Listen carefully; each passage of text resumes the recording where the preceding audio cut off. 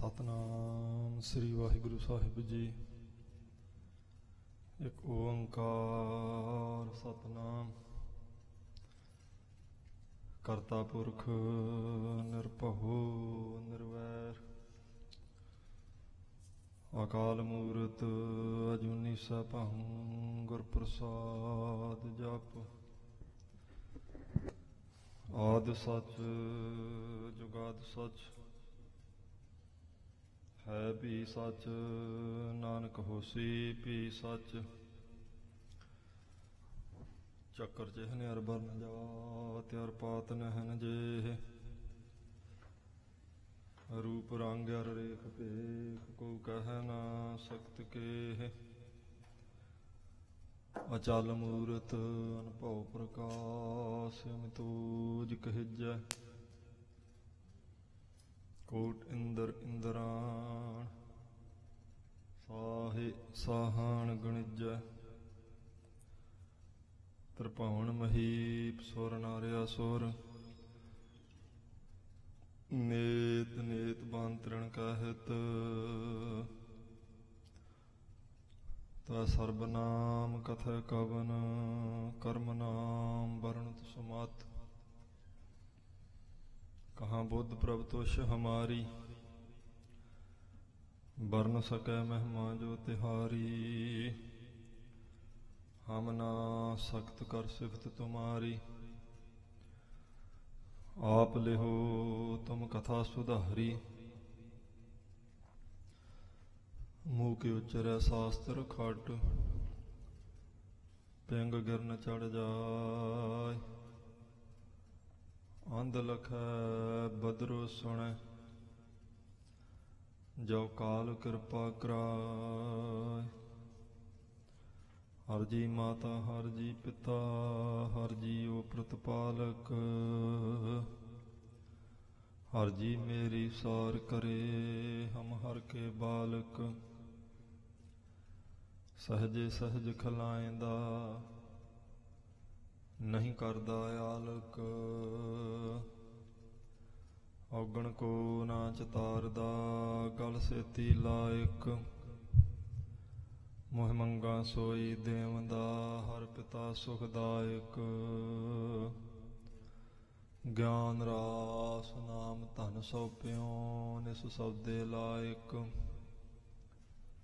साजी गुर नाल बहालिया, सर्ब सुख पायक। मैं नाल हूँ कदे न विछड़ा, हर पिता सबना गल्लां लायक। गुर सेवा ते भगत कमाई, ताबे मानुस देही पाई। इस देही को सिमरह देव, सो देही भज हर की सेव। भजो गोबिंद भूल मत जाहु, मानस जन्म का एही लाहु। भजो गोबिंद भूल मत जाहु, मानस जन्म का एही लाहु। डंडौत बंदन अनक बार, सर्ब कला समरथ। डोलन ते राखो प्रभु, नानक दे कर हथ। डोलन ते राखो प्रभु, नानक दे कर हथ। सतनाम श्री वाहिगुरु साहिब जी। सोरठ महला चौथा। हर स्यो प्रीत अंतर मन बेदया, हर बिन रहन न जाई।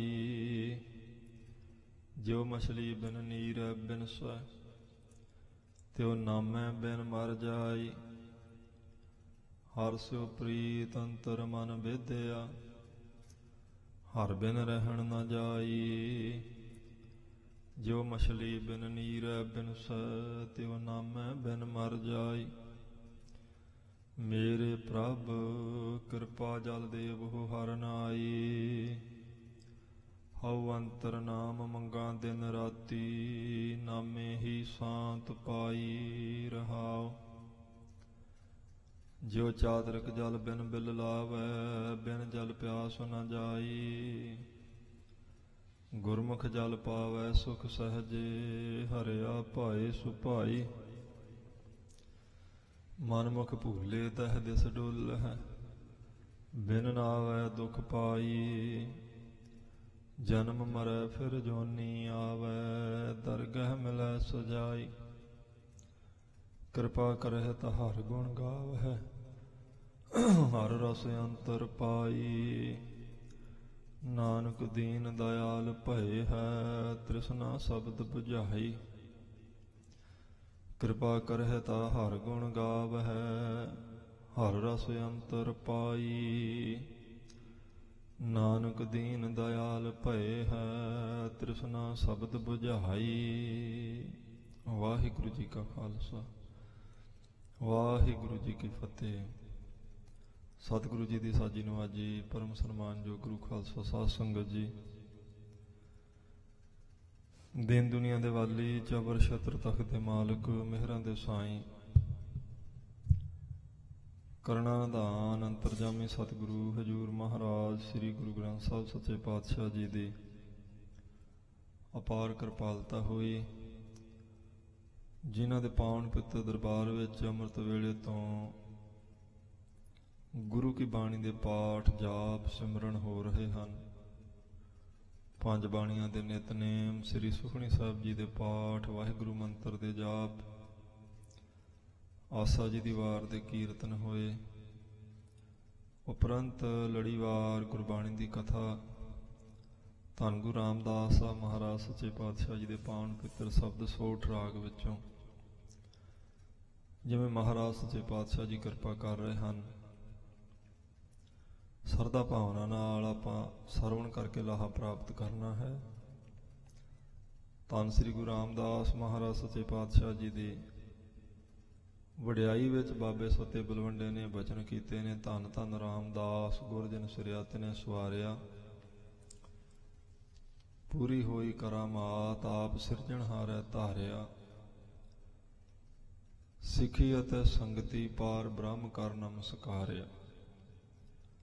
ਪੂਰੀ ਹੋਈ ਕਰਾਮਾਤ, ਇਹ ਬਹੁਤ ਵੱਡੀ ਕਹਿੰਦੇ ਕਰਾਮਾਤ ਹੋਈ। ਅਕਾਲ ਪੁਰਖ ਵਾਹਿਗੁਰੂ ਜੀ ਨੇ ਗੁਰੂ ਰਾਮਦਾਸ ਮਹਾਰਾਜ ਸੱਚੇ ਪਾਤਸ਼ਾਹ ਜੀ ਦੇ ਸਰੀਰ ਨੂੰ ਧਾਰਨ ਕਰ ਲਿਆ।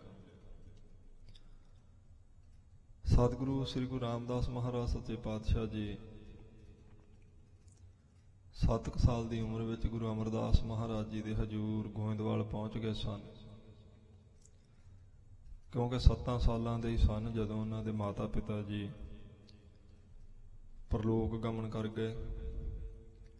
ਫਿਰ ਉਸ ਤੋਂ ਬਾਅਦ ਗੁਰੂ ਅਮਰਦਾਸ ਮਹਾਰਾਜ ਸੱਚੇ ਪਾਤਸ਼ਾਹ ਜੀ ਦੀ ਹਜ਼ੂਰੀ 'ਚ ਹੀ ਰਹੇ।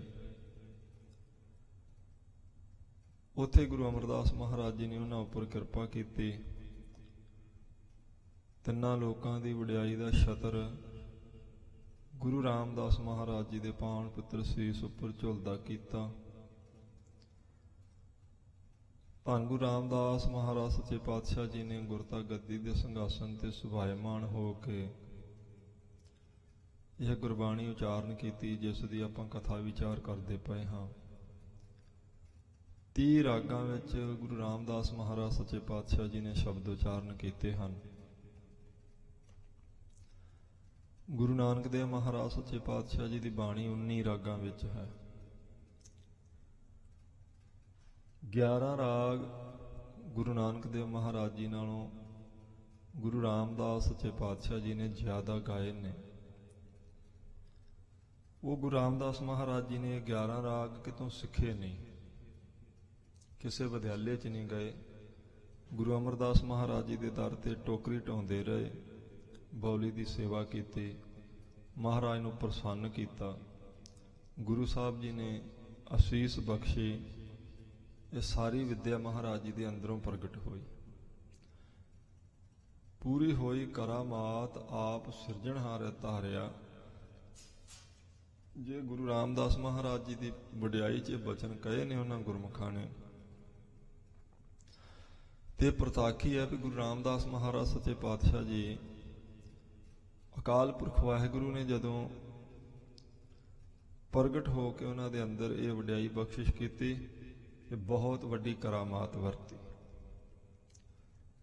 ਕਿਉਂਕਿ ਗੁਰੂ ਰਾਮਦਾਸ ਮਹਾਰਾਜ ਸੱਚੇ ਪਾਤਸ਼ਾਹ ਪਰਮੇਸ਼ਰ ਸਰੂਪ ਹੀ ਨੇ।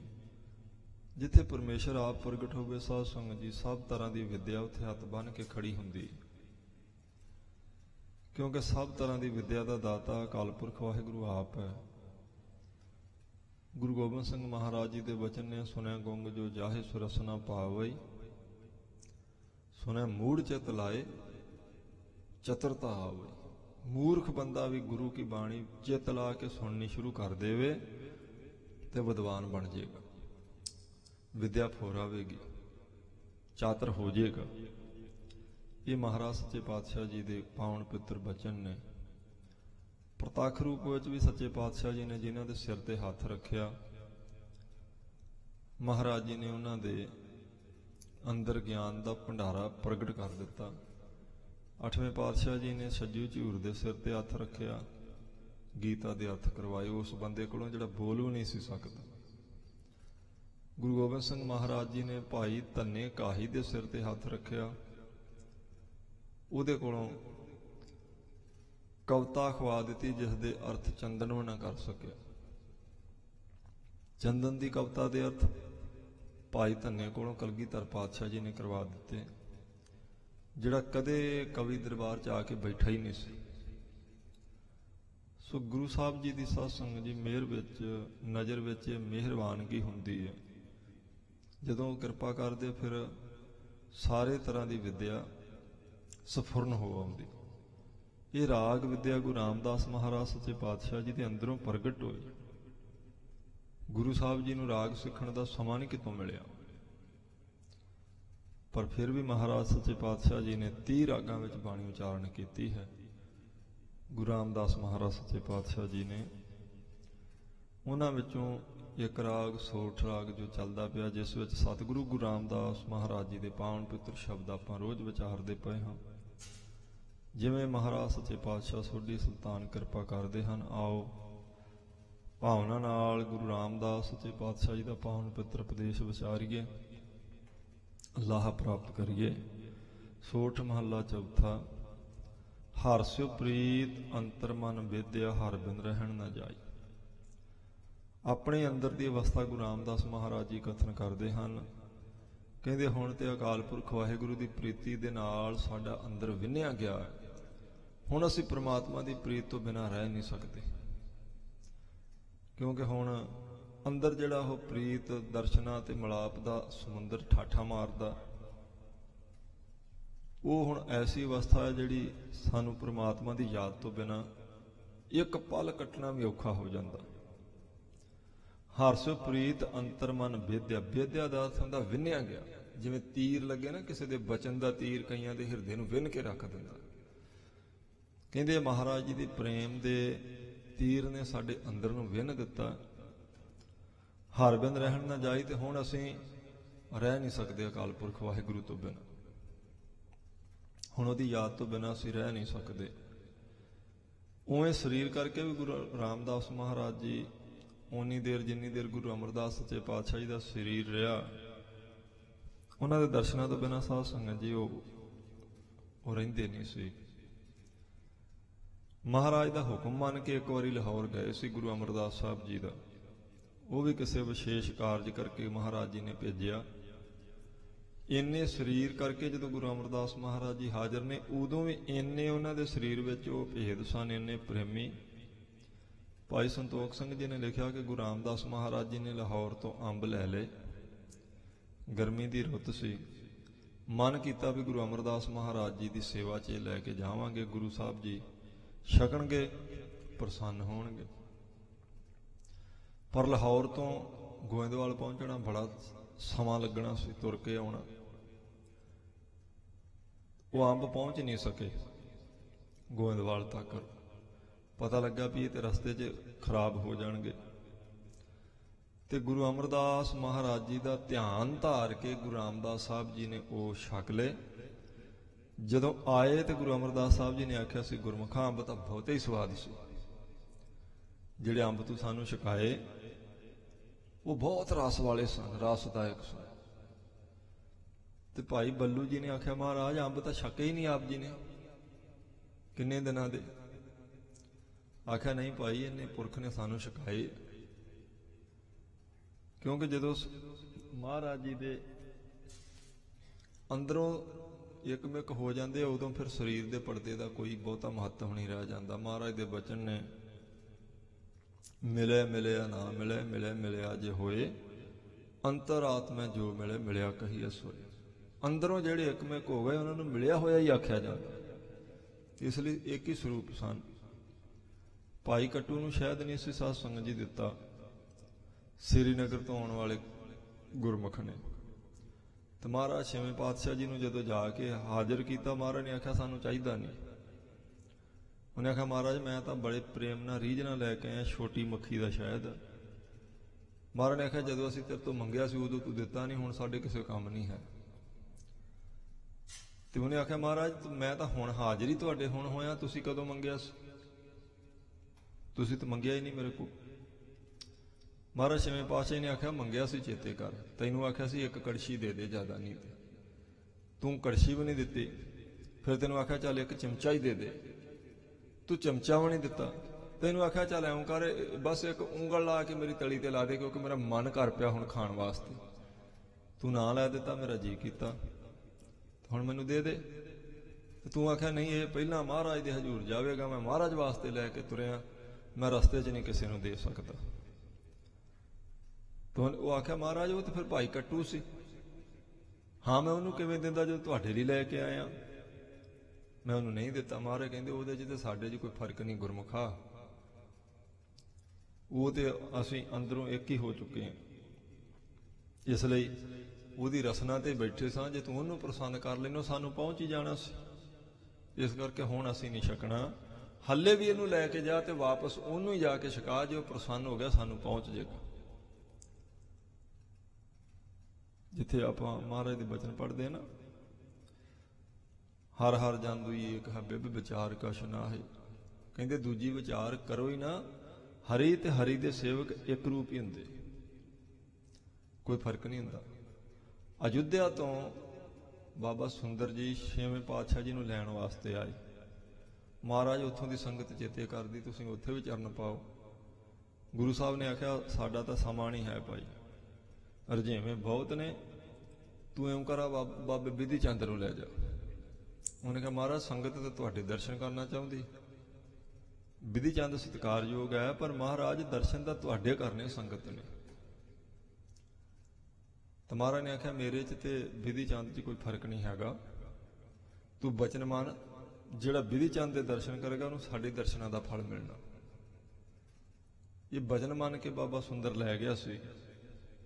ਤੇ ਉੱਥੇ ਜਾ ਕੇ ਜਦੋਂ ਭਾਈ ਬਿਧੀ ਚੰਦ ਜੀ ਨੇ ਗੁਰਮਤਿ ਦਾ ਪ੍ਰਚਾਰ ਕੀਤਾ, ਕਾਫੀ ਸਮਾਂ ਰਹੇ, ਇੰਨਾ ਪ੍ਰੇਮ ਬਣ ਗਿਆ ਬਾਬਾ ਸੁੰਦਰ ਜੀ ਦਾ ਤੇ ਭਾਈ ਬਿਧੀ ਚੰਦ ਦਾ। ਜਦੋਂ ਵਾਪਸ ਆਉਣ ਲੱਗੇ ਉਹਨਾਂ ਆਖਿਆ ਇਹ ਤੇ ਮੈਂ ਤਾਂ ਸੁਣਿਆ ਸੀ ਵੀ ਸਿੱਖ ਤੋੜ ਨਿਭਾ ਦਿੰਦਾ, ਤੇ ਤੁਸੀਂ ਭਾਈ ਬਿਧੀ ਚੰਦ ਜੀ ਹੁਣ ਚੱਲੇ ਜੇ, ਮੇਰਾ ਮਨ ਨਹੀਂ ਕਰਦਾ ਤੁਹਾਨੂੰ ਭੇਜੀਏ। ਭਾਈ ਬਿਧੀ ਚੰਦ ਨੇ ਆਖਿਆ ਕੋਈ ਨਹੀਂ ਬਾਬਾ ਸੁੰਦਰ ਜੀ ਤੋੜ ਹੀ ਨਿਭਾਵਾਂਗੇ, ਮੈਂ ਫੇਰ ਆ ਜਾਵਾਂਗਾ। ਉਹ ਕਹਿੰਦੇ ਫੇਰ ਦਾ ਕੀ ਪਤਾ ਹੁੰਦਾ, ਮੈਂ ਤੁਹਾਡੇ ਮਗਰੋਂ ਸਰੀਰ ਹੀ ਛੱਡ ਜਾ। ਫੇਰ ਭਾਈ ਬਿਧੀ ਚੰਦ ਨੇ ਆਖਿਆ ਮੈਂ ਬਚਨ ਕਰਦਾ ਤੁਹਾਡੇ ਨਾਲ, ਜਦੋਂ ਤੁਸੀਂ ਸਰੀਰ ਛੱਡੋਗੇ ਮੈਂ ਤੁਹਾਡੇ ਨਾਲ ਸਰੀਰ ਛੱਡਾਂਗਾ ਕੋਲ ਬੈਠ ਕੇ, ਤੁਸੀਂ ਫਿਕਰ ਨਾ ਕਰੋ, ਤੋੜ ਹੀ ਨਿਭਾਵਾਂਗਾ ਮੈਂ। ਏਦਾਂ ਹੀ ਹੋਇਆ। ਭਾਈ ਬਿਧੀ ਚੰਦ ਨੇ ਸਰੀਰ ਅਯੁੱਧਿਆ ਹੀ ਛੱਡਿਆ, ਬਾਬੇ ਸੁੰਦਰ ਜੀ ਦੇ ਕੋਲ ਬੈਠ ਕੇ ਛੱਡਿਆ, ਔਰ ਦੋਨਾਂ ਨੇ ਇਕੱਠਾ ਛੱਡਿਆ। ਕਿਉਂਕਿ ਜਦੋਂ ਗੁਰੂ ਸਾਹਿਬ ਜੀ ਨੇ ਕਿਰਪਾ ਕਰ ਦਿੱਤੀ, ਮੈਂ ਤੇ ਬਿਧੀ ਚੰਦ ਇੱਕ ਰੂਪ ਹੀ ਆ, ਫਿਰ ਮਹਾਰਾਜ ਜੀ ਨੇ ਉਹਨਾਂ ਨੂੰ ਆਪਣੇ ਵਿੱਚ ਅਭੇਦ ਹੀ ਕੀਤਾ ਹੁੰਦਾ। ਇਸ ਲਈ ਗੁਰਮੁਖਾਂ ਵਿੱਚ ਜਿਨ੍ਹਾਂ ਤੇ ਦੀ ਅਵਸਥਾ ਬਣ ਗਈ ਉਹਨਾਂ ਵਿੱਚ ਤੇ ਗੁਰੂ ਸਾਹਿਬ ਜੀ ਵਿੱਚ ਕੋਈ, ਜੇ ਮਹਾਰਾਜ ਦਸਵੇਂ ਪਾਤਸ਼ਾਹ ਨੇ ਆਖਿਆ ਸਿੰਘ ਪੰਚਨ ਮੈਂ ਮੇਰੋ ਬਾਸਾ, ਪੂਰਨ ਕਰਾਂ ਧਰਿਆ ਜੇ ਆਸਾ, ਤੇ ਸਾਚੀ ਬਚਨ ਹੈ। ਮਹਾਰਾਜ ਨੇ ਆਖਿਆ ਪੰਜਾਂ ਸਿੰਘਾਂ ਵਿੱਚ ਮੈਂ ਹੀ ਵਸਾਂਗਾ, ਜਿਹੜੀ ਅਰਦਾਸ ਉਹ ਤਿਆਰ ਬਰ ਤਿਆਰ ਪੰਜ ਸਿੰਘ ਕਰ ਦੇਣਗੇ ਮੈਂ ਪੂਰੀ ਕਰ ਦਾਂਗਾ, ਕਿਉਂਕਿ ਮੈਂ ਉਹਨਾਂ ਦੇ ਵਿੱਚ ਹੀ ਵਸਦਾ। ਉਵੇਂ ਨਹੀਂ ਸੀ ਮਹਾਰਾਜ ਨੇ ਆਖਿਆ ਖਾਲਸਾ ਮੇਰਾ ਰੂਪ ਹੈ ਖਾਸ, ਖਾਲਸੇ ਮੈਂ ਹੂੰ ਕਰੋ ਨਿਵਾਸ, ਕਹਿੰਦੇ ਮੈਂ ਆਪਣੇ ਖਾਲਸੇ 'ਚ ਹੀ ਨਿਵਾਸ ਕਰਦਾ, ਇਹ ਮੇਰਾ ਹੀ ਰੂਪ ਹੈ ਔਰ ਖਾਸ ਰੂਪ ਹੈ। ਇਸ ਲਈ ਕੁਝ ਐਸੇ ਪਵਿੱਤਰ ਰੂਹਾਂ ਜਿਹੜੇ ਮਹਾਰਾਜ ਨਾਲ ਅਭੇਦ ਹੀ ਹੁੰਦੇ, ਉਹ ਜਦੋਂ ਅਭੇਦ ਵਾਲੀ ਅਵਸਥਾ ਹੁੰਦੀ ਫਿਰ ਉਹ ਰਹਿ ਨਹੀਂ ਸਕਦੇ ਉਹਨਾਂ ਤੋਂ ਬਿਨਾਂ। ਹਰਸਿਓ ਪ੍ਰੀਤ ਅੰਤਰ ਮਨ ਵਿਦਿਆ ਹਰ ਬਿਨ ਰਹਿਣ ਨਾ ਜਾਈ। ਕਹਿੰਦੇ ਹੁਣ ਮਹਾਰਾਜ ਅਕਾਲ ਪੁਰਖ ਵਾਹਿਗੁਰੂ ਦੀ ਪ੍ਰੀਤ ਨੇ ਸਾਡੇ ਅੰਦਰ ਨੂੰ ਵਿੰਨ ਦਿੱਤਾ, ਹੁਣ ਅਸੀਂ ਉਹਦੇ ਤੋਂ ਬਿਨਾਂ ਰਹਿ ਨਹੀਂ ਸਕਦੇ। ਜਿਉ ਮਛਲੀ ਬਿਨ ਨੀਰੈ ਬਿਨਸ। ਕਹਿੰਦੇ ਇਹ ਹਾਲਤ ਹੈ ਜਿਵੇਂ ਮੱਛੀ ਪਾਣੀ ਤੋਂ ਬਿਨਾਂ ਬਿਨਸ ਜਾਂਦੀ ਹੈ, ਖਤਮ ਹੋ ਜਾਂਦੀ, ਇਵੇਂ ਹੁਣ ਅਕਾਲ ਪੁਰਖ ਵਾਹਿਗੁਰੂ ਦੀ ਯਾਦ ਤੋਂ ਬਿਨਾਂ ਸਾਡਾ ਇੱਕ ਪਲ ਕੱਟਣਾ ਵੀ ਔਖਾ ਹੈ। ਜਿਉ ਮਛਲੀ ਬਿਨ ਪਾਣੀਆਂ ਕਿਉ ਜੀਵਨ ਪਾਵੈ, ਬੂੰਦ ਵਿਹੂਣਾ ਚਾਤਰ ਕੋ ਕਿਉਂ ਕਰ ਤ੍ਰਿਪਤਾਵੈ। ਮਹਾਰਾਜ ਦੇ ਬਚਨ ਹੈ। ਕਹਿੰਦੇ ਪਾਣੀ ਤੋਂ ਬਿਨਾਂ ਮੱਛੀ ਕਿਵੇਂ ਰਹਿ ਸਕਦੀ ਗੁਰਮੁਖੋ, ਸਵਾਂਤੀ ਬੂੰਦ ਤੋਂ ਬਿਨਾਂ ਪਪੀਹਾ ਕਿਵੇਂ ਜਿਉਂਦਾ ਰਹਿ ਸਕਦਾ, ਨਹੀਂ ਰਹਿ ਸਕਦਾ। ਤਿਉ ਸੰਤ ਜਨਾ ਹਰ ਪ੍ਰੀਤ ਹੈ ਮਿਲਾਪ ਬੰਦਾਵੇ। ਕਹਿੰਦੇ ਨੇ ਇਉਂ ਸੰਤ ਜਨਾਂ ਦੀ ਅਕਾਲ ਪੁਰਖ ਵਾਹਿਗੁਰੂ ਨਾਲ ਇੰਨੀ ਪ੍ਰੀਤੀ ਹੁੰਦੀ ਉਹਦੀ ਯਾਦ ਤੋਂ ਬਿਨਾਂ, ਇਵੇਂ ਹੀ ਹੈ ਜਿਵੇਂ ਮੱਛੀ ਪਾਣੀ ਤੋਂ ਬਿਨਾਂ, ਜਿਵੇਂ ਪਪੀਹਾ ਸਵਾਂਤੀ ਬੂੰਦ ਤੋਂ ਬਿਨਾਂ। ਭਵਰ ਲੋਭੀ ਕੁਸੁਮ ਬਾਸ ਕਾ ਮਿਲਾਪ ਬੰਦਾਵੇ। ਤਿਉ ਸੰਤ ਜਨਾ ਹਰ ਪ੍ਰੀਤ ਹੈ ਦੇਖ ਦਰਸ ਅਗਾਵੇ। ਕਹਿੰਦੇ ਸੰਤਾਂ ਦੀ ਪ੍ਰੀਤ ਰੱਬ ਨਾਲ ਗੁਰੂ ਸਾਹਿਬ ਨਾਲ ਇਵੇਂ ਹੀ ਹੁੰਦੀ ਆ ਵੀ ਉਹ ਦੇਖਦੇ ਆ ਤੇ ਉਹਨਾਂ ਦਾ ਜੀਵਨ ਬਚਦਾ, ਨਹੀਂ ਤੇ ਨਹੀਂ। ਇਹ ਚਾਰ ਪ੍ਰਮਾਣ ਉਦਾਂ ਮਹਾਰਾਜ ਨੇ ਦਿੱਤੇ ਨੇ ਤੇ ਕਮਾਲ ਦੇ ਹੀ ਨੇ। ਨਾਦ ਕਰਮ ਕੇ ਵਿਦਿਆ ਸਨਮੁਖ ਉਠਤਾਵੈ।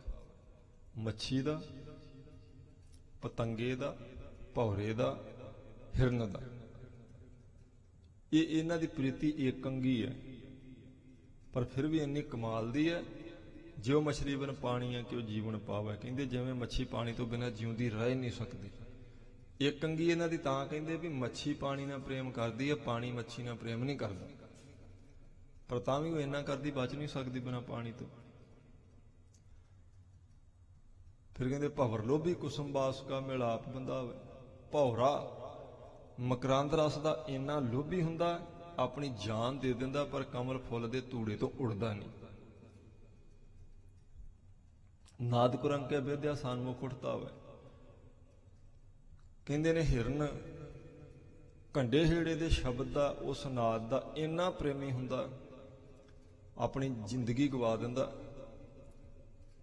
ਪਰ ਉਸ ਘੜੇ ਤੇ ਸਿਰ ਰੱਖਣ ਤੋਂ ਨਹੀਂ ਟਲਦਾ ਜਿਸ ਚੋਂ ਇਹ ਆਵਾਜ਼ ਨਿਕਲ ਰਹੀ ਹੁੰਦੀ। ਜਦੋਂ ਫੜਦੇ ਸ਼ਿਕਾਰੀ ਹਿਰਨ ਨੂੰ, ਉਹ ਬਸ ਇਸੇ ਤਰੀਕੇ ਨਾਲ ਹੀ ਪਕੜਦੇ। ਬੂੰਦ ਵਿਹੂਣਾ ਚਾਤਰ ਕੋ ਕਿਉਂ ਕਰ ਤ੍ਰਿਪਤਾਵੈ। ਕਹਿੰਦੇ ਕਿੰਨਾ ਪਾਣੀ ਹੋਵੇ, ਇੱਥੋਂ ਤੱਕ ਵੀ ਗੰਗਾ ਦੇ ਕਿਨਾਰੇ ਤੇ ਵੀ ਬੈਠਾ ਹੋਵੇ ਪਪੀਹਾ, ਤੜਫ ਤੜਫ ਕੇ ਆਪਣੀ ਜਾਨ ਦੇ ਦਿੰਦਾ, ਪਰ ਜੇ ਮੀਂਹ ਪਵੇਗਾ ਉਹਦੇ ਚ ਸਵਾਂਤੀ ਬੂੰਦ ਡਿੱਗੇਗੀ ਤੇ ਉਹਦੀ ਪਿਆਸ ਮਿਟਣੀ, ਨਹੀਂ ਤੇ ਨਹੀਂ। ਸਵਾਂਤੀ ਬੂੰਦ ਬਿਨਾਂ ਨਹੀਂ ਰਹਿ ਸਕਦਾ, ਪਿਆਸਾ ਹੀ ਮਰ ਜਾਏਗਾ।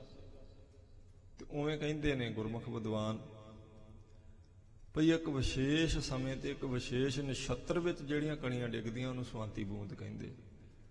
ਆਮ ਤੌਰ ਤੇ ਅੱਸੂ ਦੇ ਮਹੀਨੇ ਵਿੱਚ ਉਸ ਵੇਲੇ ਜਿਹੜੀ ਵਰਖਾ ਹੁੰਦੀ ਉਹ ਪਪੀਹੇ ਦੀ ਪਿਆਸ ਮਿਟਾਉਂਦੀ।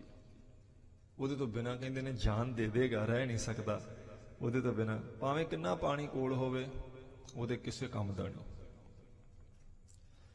ਇਹ ਚਾਰ ਪ੍ਰਮਾਣ ਦੇ ਕੇ ਮਹਾਰਾਜ ਜੀ ਨੇ ਬਚਨ ਕੀਤਾ। ਤਿਉ ਸੰਤ ਜਨਾ ਹਰ ਪ੍ਰੀਤ ਹੈ ਦੇਖ ਦਰਸ ਅਗਾਵੇ। ਕਹਿੰਦੇ ਏਦਾਂ ਸੰਤਾਂ ਦੀ ਪ੍ਰੀਤੀ ਹੈ ਪਰਮਾਤਮਾ ਨਾਲ, ਜਿਵੇਂ ਮੱਛੀ ਦੀ ਪਾਣੀ ਨਾਲ, ਭੌਰੇ ਦੀ ਫੁੱਲ ਦੀ ਮਕਰੰਦ ਰਸ ਨਾਲ, ਹਿਰਨ ਦੀ ਘੰਡੇ ਹੇੜੇ ਦੇ ਸ਼ਬਦ ਨਾਲ, ਪਤੰਗੇ ਦੀ ਦੀਵੇ ਦੀ ਲਾਟ ਨਾਲ, ਪ੍ਰਕਾਸ਼ ਨਾਲ।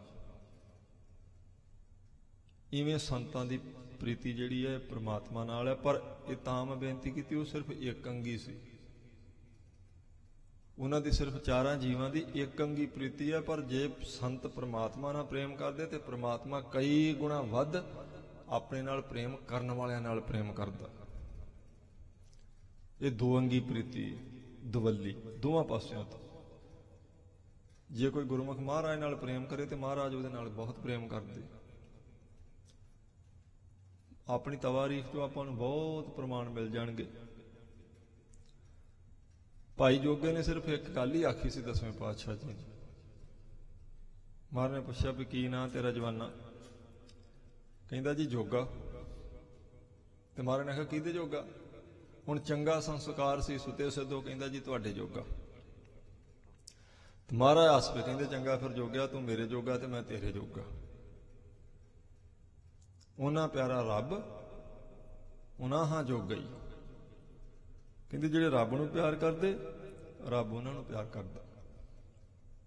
ਮਹਾਰਾਜ ਨੇ ਆਖਿਆ ਠੀਕ ਹੈ, ਫਿਰ ਤੂੰ ਮੇਰੇ ਜੋਗਾ ਮੈਂ ਤੇਰੇ ਜੋਗਾ। ਤੇ ਪੂਰਾ ਕਰਕੇ ਵਿਖਾਲ ਦਿੱਤਾ ਮਹਾਰਾਜ ਨੇ ਆਪਣਾ ਬਚਨ। ਭਾਈ ਜੋਗੇ ਦੇ ਨਾਲ ਉਹ ਨਿਭਾ ਕੇ ਪ੍ਰੀਤੀ ਵਿਖਾਲ ਦਿੱਤੀ। ਹੁਣ ਆਨੰਦਪੁਰ ਦਾ ਤੇ ਹੁਸ਼ਿਆਰਪੁਰ ਦਾ ਮੀਲਾਂ ਦਾ ਫਰਕ ਹੈ, ਪਰ ਗੁਰੂ ਸਾਹਿਬ ਜੀ ਨੇ ਉਹਦੇ ਵਾਸਤੇ ਪਹਿਰਾ ਦਿੱਤਾ, ਕਿਉਂਕਿ ਇਹ ਦੋ ਅੰਗੀ ਪ੍ਰੀਤੀ ਹੈ। ਜੇ ਆਪਾਂ ਮਹਾਰਾਜ ਨਾਲ ਪ੍ਰੇਮ ਕਰਾਂਗੇ, ਅੱਗੇ ਮਹਾਰਾਜ ਕਈ ਗੁਣਾ ਵੱਧ ਪ੍ਰੇਮ ਕਰਨਗੇ ਆਪਣੇ। ਜਿਨ੍ਹਾਂ ਜੀਵਾਂ ਦਾ ਜ਼ਿਕਰ ਕੀਤਾ ਮਹਾਰਾਜ ਪੰਜਵੇਂ ਪਾਤਸ਼ਾਹ ਜੀ ਨੇ, ਉਹਨਾਂ ਦੀ ਸਿਰਫ ਇੱਕ ਅੰਗੀ ਪ੍ਰੀਤੀ ਸੀ। ਚਕੋਰ ਚੰਦ ਨਾਲ ਪ੍ਰੇਮ ਕਰਦੀ ਆ, ਚੰਦ ਕਦੇ ਚਕੋਰ ਨਾਲ ਪ੍ਰੀਤ ਨਹੀਂ ਕਰਦਾ। ਚਕਵੇ ਦੀ ਪ੍ਰੀਤੀ ਸੂਰਜ ਨਾਲ ਹੁੰਦੀ, ਸੂਰਜ ਨਹੀਂ ਮੁੜ ਕੇ ਕਦੀ ਪ੍ਰੇਮ ਕਰਦਾ ਉਹਦੇ ਨਾਲ। ਪਰ ਸਿੱਖ ਦੀ ਪ੍ਰੀਤੀ ਜੇ ਗੁਰੂ ਸਾਹਿਬ ਨਾਲ ਹੈ ਤੇ ਮਹਾਰਾਜ ਅੱਗਿਓਂ ਕਈ ਗੁਣਾ ਵੱਧ ਪ੍ਰੇਮ ਕਰਦੇ, ਕਈ ਗੁਣਾ ਵੱਧ ਕੇ। ਇਸ ਲਈ ਦੁਹੱਲਾ ਪ੍ਰੇਮ ਹੈ। ਤਾਂ ਮਹਾਰਾਜ ਨੇ ਇਹ ਕਮਾਲ ਦਾ ਪ੍ਰਮਾਣ ਕਹਿੰਦੇ, ਜਿਉ ਮਛਲੀ ਬਿਨ ਨੀਰੈ ਬਿਨ ਸੈ ਤੇ ਉਹ ਨਾਮੈ ਬਿਨ ਮਰ ਜਾਈ। ਕਹਿੰਦੇ ਇਦਾਂ ਅਸੀਂ ਹੁਣ ਨਾਮ ਤੋਂ ਬਿਨਾਂ ਸਾਡੀ ਮੌਤ ਹੀ ਹੈ, ਜਿਵੇਂ ਮੱਛੀ ਦੀ ਪਾਣੀ ਤੋਂ ਬਿਨਾਂ ਮੌਤ ਹੋ ਜਾਂਦੀ। ਹੁਣ ਨਾਮ ਬਿਨਾਂ ਰਹਿ ਨਹੀਂ ਸਕਦੇ ਅਸੀਂ। ਮੇਰੇ ਪ੍ਰਭ ਕਿਰਪਾ ਜਲ ਦੇਵ ਹਰਨਾਈ। ਹੇ ਮੇਰੇ ਪ੍ਰਭੂ ਜੀ, ਇਹ ਆਪਣੀ ਕਿਰਪਾ ਦਾ ਜਲ ਸਾਨੂੰ ਤੁਸੀਂ ਦੇ ਹੀ ਰੱਖਣਾ, ਸਦਾ ਹੀ ਇਹ ਕਿਰਪਾ ਕਰੀ ਰੱਖਣੀ ਤੁਸੀਂ, ਸਦਾ। ਬਹੁਤ ਉੱਚੀ ਅਵਸਥਾ ਹੋ ਜਾਣ ਤੋਂ ਬਾਅਦ ਵੀ ਗੁਰੂ ਸਾਹਿਬ ਜੀ ਦੀ ਕਿਰਪਾ ਦੀ ਸਾਧ ਸੰਗਤ ਜੀ ਮੰਗ ਕਰਦੇ ਹੀ ਰਹਿਣਾ ਚਾਹੀਦਾ, ਕਿਉਂਕਿ ਇਹ ਮੰਗ ਟੁੱਟੀ ਤੇ ਸਮਝ ਲਓ ਲੜੀ ਟੁੱਟੀ। ਇਹੀ ਬਚਨ ਭਾਈ ਗੁਰਦਾਸ ਜੀ ਦਾ ਤੇ ਭਾਈ ਬਿਧੀ ਚੰਦ ਜੀ ਦਾ ਆਪੋ ਵਿੱਚ ਦੀ ਹੋਇਆ ਸੀ। ਭਾਈ ਬਿਧੀ ਚੰਦ ਜੀ ਨੇ ਆਖਿਆ ਵੀ ਸਿੱਖ ਨੂੰ ਮਹਾਰਾਜ ਦੀ ਕਿਰਪਾ ਸਦਾ ਹੀ ਚਾਹੀਦੀ ਹੈ। ਭਾਈ ਗੁਰਦਾਸ ਜੀ ਨੇ ਆਖਿਆ ਭਾਈ ਬਿਧੀ ਚੰਦ ਜੀ ਇੱਕ ਵਾਰ ਕਿਰਪਾ ਹੋ ਗਈ, ਉਹ ਕਿੱਥੇ ਚੱਲੀ? ਜੇ ਮਹਾਰਾਜ ਦੀ ਕਿਰਪਾ ਇੱਕ ਵਾਰ ਮਿਲ ਗਈ ਤੇ ਮੁੜ ਕੇ ਫਿਰ ਕਿਰਪਾ ਜਾਣੀ ਥੋੜੋ ਕਿਤੇ, ਲੋੜ ਹੀ ਨਹੀਂ ਫਿਰ ਮੁੜ ਕੇ। ਭਾਈ ਬਿਧੀ ਚੰਦ ਜੀ ਨੇ ਆਖਿਆ ਵੀ ਤੁਸੀਂ ਤੇ ਭਾਈ ਗੁਰਦਾਸ ਜੀ ਬਹੁਤ ਉੱਚੀ ਅਵਸਥਾ ਦੇ ਮਾਲਕ ਜੇ, ਮੈਨੂੰ ਤੁਹਾਡਾ ਤਾਂ ਨਹੀਂ ਪਤਾ, ਤੁਸੀਂ ਜੋ ਕਹਿੰਦੇ ਜੋ ਸਾਤਾ, ਮੈਂ ਆਪਣੀ ਗੱਲ ਕਰਦਾ ਵੀ ਮੈਨੂੰ ਤਾਂ ਆਖਰੀ ਸਵਾਸ ਤੱਕ ਮਹਾਰਾਜ ਦੀ ਕਿਰਪਾ ਚਾਹੀਦੀ ਹੈ। ਛੇਵੇਂ ਪਾਤਸ਼ਾਹ ਜੀ ਦੀ ਹਜ਼ੂਰੀ 'ਚ ਇਹ ਸਾਰੇ ਬਚਨ ਹੋ ਰਹੇ ਸੀ। ਤੇ ਮਹਾਰਾਜ ਛੇਵੇਂ ਪਾਤਸ਼ਾਹ ਜੀ ਨੇ ਫਿਰ, ਕਿਉਂਕਿ ਜੇ ਬੀਜ ਰੂਪ ਵੀ ਉਵੇਂ ਮਹਾਰਾਜ ਜੀ ਨੇ ਕਿਸੇ ਦੇ ਰਾਹੀਂ ਉਪਦੇਸ਼ ਦੇਣਾ ਹੁੰਦਾ, ਇਹਦਾ ਮਤਲਬ ਇਹ ਨਹੀਂ ਵੀ ਭਾਈ ਗੁਰਦਾਸ ਜੀ ਕੋਈ ਹੰਕਾਰ ਕਰਦੇ ਸੀ, ਹੰਕਾਰ ਨਹੀਂ ਸੀ ਕਰਦੇ, ਉਹ ਤੇ ਬ੍ਰਹਮ ਗਿਆਨੀ। ਪਰ ਕਿਸੇ ਦੇ ਰਾਹੀਂ ਇਹ ਦੱਸਣਾ ਹੁੰਦਾ ਵੀ ਜੇ ਭਾਈ ਗੁਰਦਾਸ ਜੀ ਵਰਗੇ ਨੂੰ ਵੀ ਸਵਾਸ ਦੇ ਆਖਰੀ ਸਮੇਂ ਤੱਕ ਕਿਰਪਾ ਦੀ ਲੋੜ ਹੈ, ਤੇ ਗੁਰਮੁਖੋ ਆਮ ਸਧਾਰਨ ਸਿੱਖ ਦਾ ਕਿਵੇਂ ਸਰ ਸਕਦਾ? ਉਦੋਂ ਹੀ ਮਹਾਰਾਜ ਜੀ ਨੇ ਭਾਈ ਗੁਰਦਾਸ ਜੀ ਨੂੰ ਆਖਿਆ ਸੀ, ਕਿਉਂਕਿ ਸੰਗਤ 'ਚ ਮਹਾਰਾਜ ਨੇ ਆਖਿਆ ਵੀ ਕਿਹੜੇ ਇਲਾਕੇ 'ਚੋਂ ਸਭ ਤੋਂ ਵਧੀਆ ਘੋੜੇ ਮਿਲਦੇ ਭਾਈ? ਇੱਕ ਸਿੱਖ ਨੇ ਆਖਿਆ ਜੀ ਸਾਡੇ ਇਲਾਕੇ 'ਚੋਂ ਕਾਬਲ 'ਚੋਂ ਬਹੁਤ ਸੁੰਦਰ ਵਧੀਆ ਘੋੜੇ ਮਿਲ ਜਾਂਦੇ। ਮਹਾਰਾਜ ਨੇ ਭਾਈ ਗੁਰਦਾਸ ਜੀ ਨੂੰ ਭੇਜ ਦਿੱਤਾ, ਆਖਿਆ ਜਾਓ 8-10 ਸਿੱਖ ਨਾਲ ਲੈ ਜਾਓ ਤੇ ਵਧੀਆ ਘੋੜੇ ਖਰੀਦ ਕੇ ਲਿਆਓ। ਮਾਇਆ ਦੇ ਦਿੱਤੀ ਖੁੱਲੀ। ਭਾਈ ਗੁਰਦਾਸ ਜੀ ਕਾਬਲ ਪਹੁੰਚੇ, 2 ਘੋੜੇ ਮਹਾਰਾਜ ਜੀ ਦੀ ਪਸੰਦ ਕਰਨ ਵਾਸਤੇ ਭੇਜ ਦਿੱਤੇ, ਬਾਕੀਆਂ ਦਾ ਸੌਦਾ ਕਰ ਲਿਆ।